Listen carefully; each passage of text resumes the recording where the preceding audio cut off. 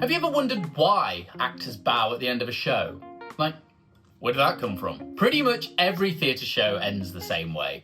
The cast come out, the lights come up, they bow, there's applause, hopefully, and there's music playing in the background.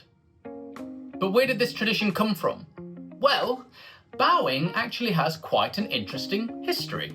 Now, bowing didn't start in the theatre. It actually started with European court etiquette. Essentially, you bow to show your subservience, your respect for king, queen, or anyone of higher ranking. So when theatre became a big thing to people in those societies, actors started to do the same. Theatre was largely attended by the elite and the richer members of society, so actors would bow to show their respect. But this time it was, thanks for seeing the show, instead of, please don't chop off my head. But curtain calls as we know them today, the ritual of coming out and bowing at the end of a show, didn't start until the 19th century. The earliest recorded example was in 1824 at an Italian comedy, where the audience loved the show so much they demanded the actors came back on stage to take a bow. Other productions saw this and thought, yeah, we'll have a bit of that.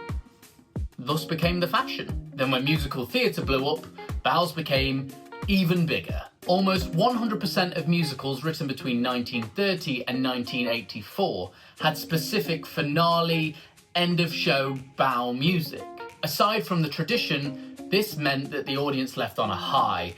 Quite often they were medleys of songs in the show, so audiences left with earworms stuck in their head. And of course there are superstitions about bowing. This is the theatre. Some actors refuse to rehearse a bow because it's like you're expecting the applause, so it's a bad luck omen. You're jinxing the success of the show. Others say never bow to an empty house. And the order of bows is something I've always found quite interesting. Traditionally, you would bow in order of importance, so from the least important characters all the way up to the lead roles. But more recently, we see celebrities on stage and they have it written into their contract that they get the final bow. So someone like Sunita might get the final bow, even though she's only been in the show for 5 minutes. I'm throwing no shade. So in summary, bowing comes from royal court tradition, but it's just a way of saying thank you. Let me know in the comments the longest curtain call you sat through. For me, it was Steps, the Here and Now musical. That bow didn't end. I think it's still happening now. So thank you for watching.